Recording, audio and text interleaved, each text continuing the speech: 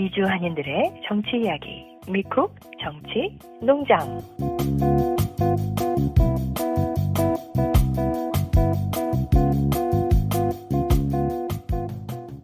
2024년 10월 9일 한글날이네요. 수요일 미쿡 정치농장 403화 지금 시작합니다. 안녕하세요. 저는 부서진 염소간 고치다가 방송하러 주섬주섬 들어온 노스캐롤라이나의 염소 아저씨입니다. 오늘도 뉴저지의 양이님 나오셨습니다. 안녕하세요. 뉴저지의 양희입니다. 예, 오늘 수요일 저녁인데 탐파 플로리다에서 밀턴이라는 허리케인이 바로 직방으로 옆구리 치고 들어오면서 지금 파도가 올라가고 특히 폴트 마이어스라는 데는 지금 보니까 길거리에 물이 넘치고 난리가 났네요. 지금 노스캐롤라이나는 괜찮아요. 뉴저지는 괜찮죠, 당연히. 네, 지금 여기는 뭐 특별히 비 소식도 없고요. 그냥 아침, 저녁으로 쌀쌀한 게, 그냥 가을이 오고 있구나. 그렇게만 느끼는 정도예요. 예. 네, 더 이상, 허리케인으로 피해가 없어야 될 텐데, 걱정이네요. 예, 지난 2주 전 바로 노스캐롤라이나에서는 허리케인 헐린 때문에 엄청난 피해를 받았습니다. 사실 보통 허리케인이 오면은 좀 오하이오 밸리 또는 바닷가에 가까운 평지 이런 데가 피해를 많이 받아요. 그런데 노스캐롤라이나의 애쉬빌이라는 동네가 바로 애팔레치안 산맥 줄기 하나인 스모키 마운틴, 테네시와 노스캐롤라이나의 경계. 아름다운 곳이거든요, 거기. 네, 가봤어요. 예. 거기에 이사 오는 사람들은, 아이고, 이제 산에 들어가서 좀 편안하게 좀 살자. 이렇게 들어온 사람들이 많은데, 거기서 당한 거예요. 그래서 이번에 그 노스캐롤라이나 애쉬빌의 피해가 좀 특이합니다. 딴 데보다. 왜? 산에서 이런 일이 일어났거든요. 그 댐이 무너지면서 물이 엄청나게 방류되면서 산사태 이런 게 일어났거든요. 그래서 현재 국가적으로 이 애쉬빌 지역에 구호를 하고 있고 또 한인사회 자체적으로도 도움을 주고 있는데 이 대선을 앞둔 상황이다 보니까 이런 자연재해를 입은 분들에게 드리는 구호의 문제에 있어서도 정치적인 색깔이 많이 들어가고 있어요, 지금. 특히 트럼프 쪽에서 거짓말을 지금 이 지역에 대해서 많이 얘기하고 있기 때문에 그것은 이 정치 농장에서 짚지 않고 이따가 따로 저희들이 준비한 안내 말씀 시간에 그 캐롤라이나 지역이 애쉬빌 지역의 한인들에게 드리는 구호 활동의 시간에 제가 말씀드리도록 하겠습니다. 자, 지금은 헝가리안 얘기하니까요. 한 네, 가지 제가 기사를 하나 봤는데, 네. TV에서, 노래가 나오는데, 기억, 니은, 디귿, 이렇게, 오늘 그거에 대해서 한글날 맞습니다, 맞습니다. 글자를 예. 아주 터무니없이 그 초등학생이 그게 잘못됐다는 거를 인지할 정도로 그렇게 엉성한, 예, 그냥 옛말에 입은 삐뚤어졌어도 말은 바로 하라 이런 말이 있습니다. 그 양희님 입이 삐뚤어졌다는 뜻은 아니고요. KBS가 나사가 좀 빠진 거 아닌가 이런 얘기들을 많이 들었어요, 제가. 아니, 진짜 이게 제가 어떻게 보면 고의적으로 KBS에도 그 외라이트 인사들이 많이 들어가 있던가요?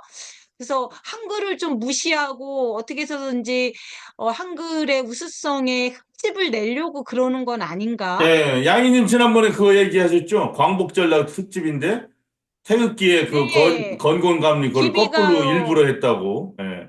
네, 김희가요도 또 방영하고. 하여튼 그랬죠. 한글날은 또 잘못된 발음 철자를 집어넣어가지고 또 한글날인데 한글을 모욕해버리는 초등학생이 보기에도 잘못된 것이 드러나는 그런 어처구니 없는 일들이 이게 지금 나사가 빠져서 그런 건지 고의적으로 그러는 건지 이해가 할 수 없습니다.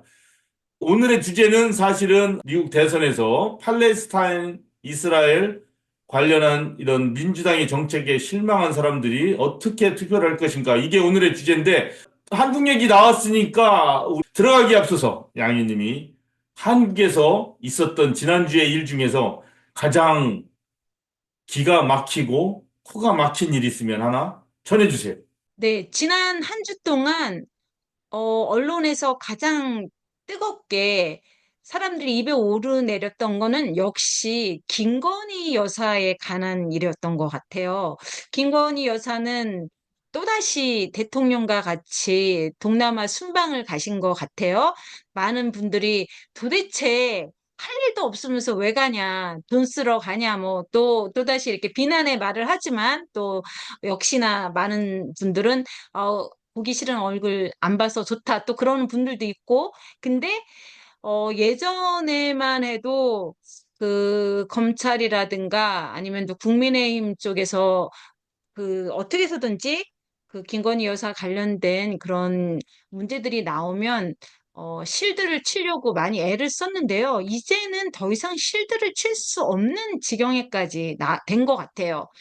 검찰들 쪽에서도 검사들 쪽에서도 계속해서 문제 제기하고 있는 게 나오고 대통령실에서도 대통령실의 관계자들이 이제 서서히 뒤로 이제 아직까지는 이제 자신들의 안위를 위해서 자기 이름을 대고 나오는 사람은 아직 많지는 않지만 그런 사람들도 나오고 지난주에 우리가 다루었던 그 명태균이라는 그 사람의 존재가 어느 정도 심각한지에 대해서 지난번에 잠깐 제가 보니까 천공의 존재보다도 더한 존재가 됐다고 해요. 이제 천공이 하던 무슨 그 방송 기억나세요? 뭐 정법 시대인가?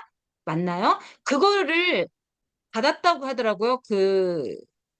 정확하게 뭘 어떻게 받았는지 제가 들어가 보지는 않았지만 그래서 이제 많은 사람들이 그 김건희 여사와의 관계에 대해서 이제 적당히 선을 그려고 하는 것 같고 이제 더 이상 돌이킬 수 없는 단계가 되지 않았나.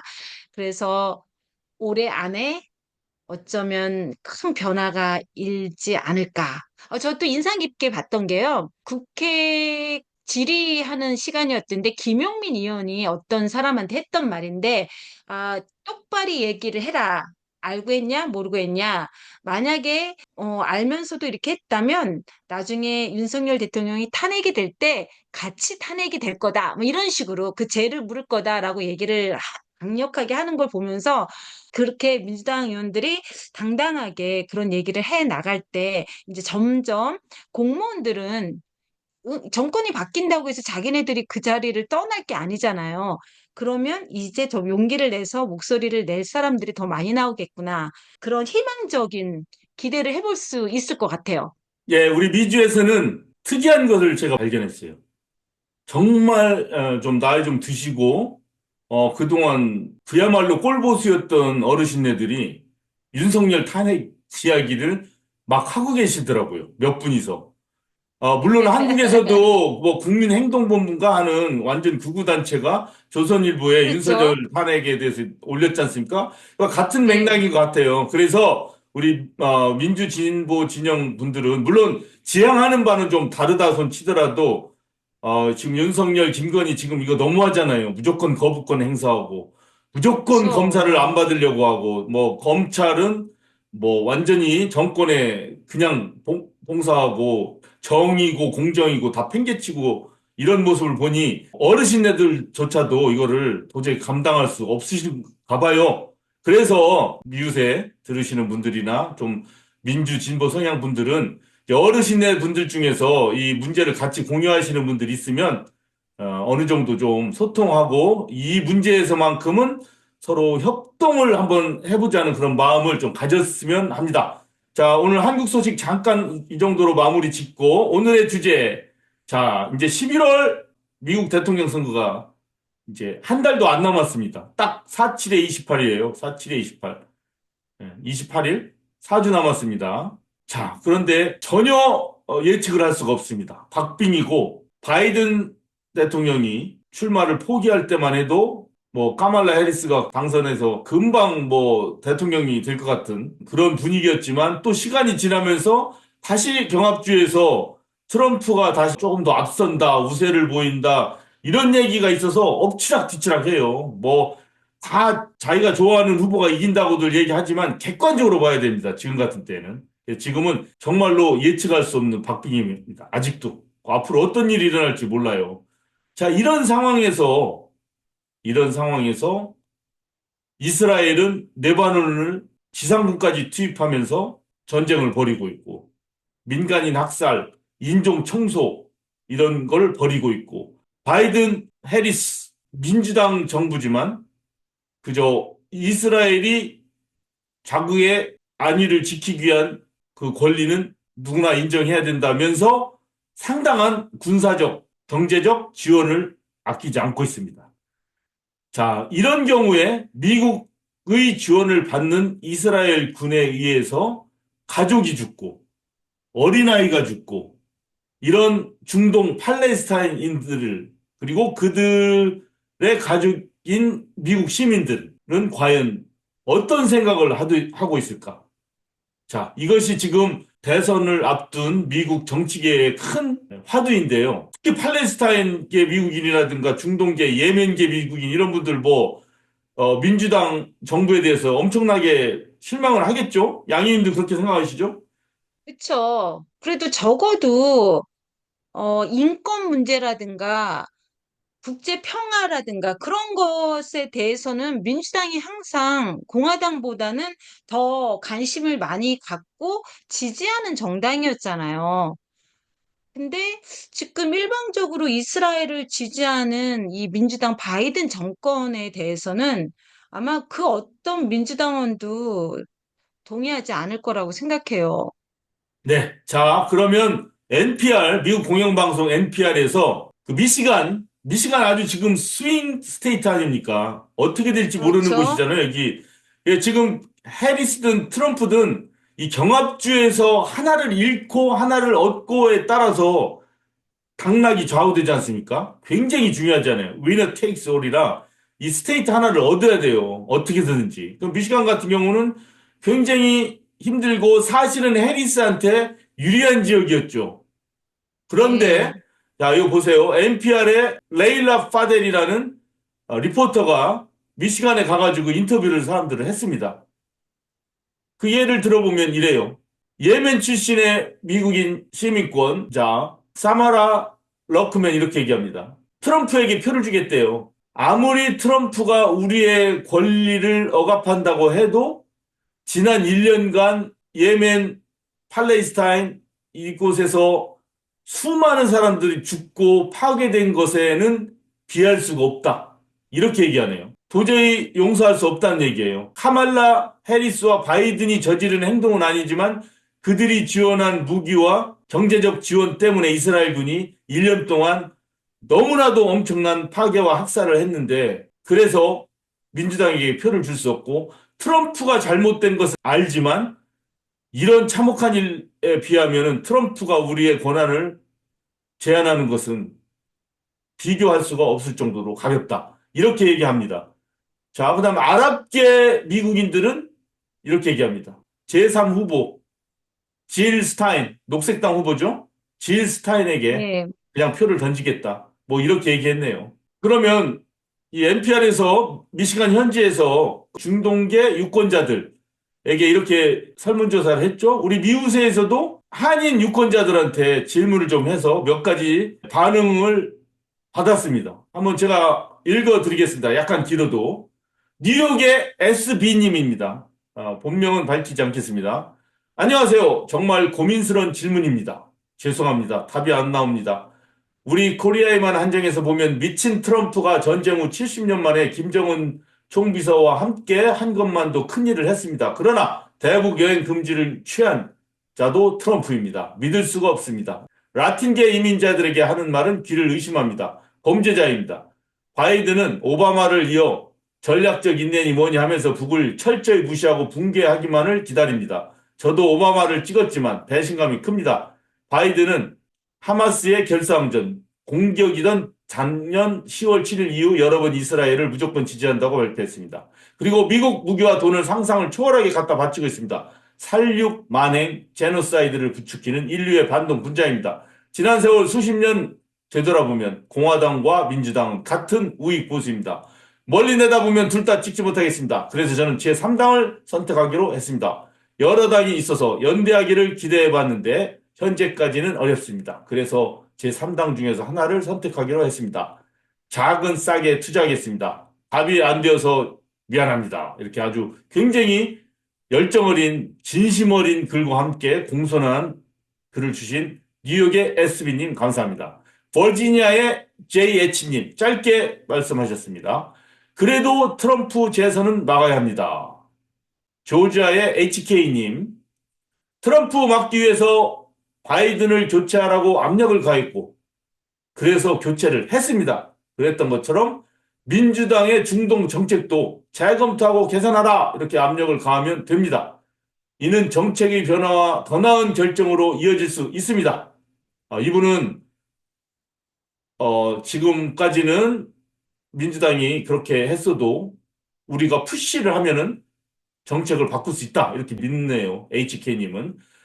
인종차별주의자 트럼프는 용납할 수 없어요. 일부 인종은 열등함으로 전멸시켜야 한다는 인종차별주의를 믿는 트럼프는 수백만 명을 죽이는 생물학 무기나 핵무기를 쓸 수도 있습니다. The MAGA right is declaring war. The Project 2025 is their battle plan. Project 2025 threatens our right, attacks communities of color, hurts middle and working class families, and undermines our democracy. 예. 이 Make America Great Again 트럼프 진영은 전쟁을 선포하고 있는 중입니다. 이 프로젝트 2025라는 그 문건에서 보면은 이거는 거의 전쟁 계획서나 마찬가지입니다. 우리들의 권리를 위협하고 그리고 특히 유색인종 사회를 공격합니다. 그리고 중산층이나 노동계층 가정들을 파괴하고 있습니다. 우리들의 민주주의 근간을 흔들려고 하고 있습니다. 뭐 이런 뜻입니다. 자, 박동규 선생님의 설명도 HK님이 인용을 했습니다. 박동규님 말씀. 이분 뉴욕 분이시죠? 네. 예. 한반도 평화를 위해 트럼프와 해리스 중에 누구를 찍을 것이냐가 아니라 어떻게 양당으로부터 한반도 평화안 HR 1369 그 하원안 1369입니다. 대한 초당적 지지를 이끌어낼 것인가가 더 중요하다고 생각합니다. 현대 세계의 거의 모든 전쟁의 근원은 강대국과 초국가적인 이윤기업인 군산복합제라는 것을 역사가 증명하고 있습니다. 미국에게 전쟁이란 국민을 속여 대기업을 배불리는 수단이다. 노엄 촘스키. 그리고 외국과의 전쟁은 부르주아 계급이 생각하기에 이득이 생길 것 같을 때만 일어난다. 조지 오웰. 나는 준엄한 예언자적 경중에 동의합니다. 하면서 HK님은 시를 하나 보내오셨습니다. 두 손으로 얼굴을 가린다. 박노해. 그렇게 위대한 유산을 품고도 이토록 거대한 파괴를 저지른다. 그렇게 뛰어난 지능을 갖고도 이토록 참혹한 죄악을 쌓아간다. 그렇게 긴 세월 고난을 겪고도 이토록 기나긴 학살을 이어간다. 저 역사의 빛나는 이스라엘. 이 역사적 어둠의 이스라엘. 오늘 인류의 존엄과 정의와 사랑이 폭격 아래 무참히 짓밟힌다. 너희 선조들이 두 손으로 얼굴을 가린다. 우는 아이들이 두 눈으로 너를 심판한다. 자, 이상 미주 동포들의 의견 제가 대신 읽어드렸습니다. 저는 트럼프는 이스라엘을 지지하지 않을 거라는 그런 믿음을 사람들이 어떻게 갖고 있죠? 전 그게 약간 의외예요. 그 사람은 지금은 당장이라도 전쟁을 끝낼 것처럼 말을 하지만 그 누구보다도 지금 미국 경제를 움직이는 그 거대한 금융의 힘, 그 유태인들의 그 힘을 무시할 수 없을 거거든요. 지금 바이든이나 해리스가 어떻게 보면 무기력하게 미국이 이스라엘을 지지하고 있는 그런 상황에 대해서 우리가 진짜 비판을 하지만, 그러니까 바이든도 말로는 이 전쟁을 끝내야 된다라고 말을 하면서도 계속해서 무기 지원하고 그런 것에 다 사인을 하고 있잖아요.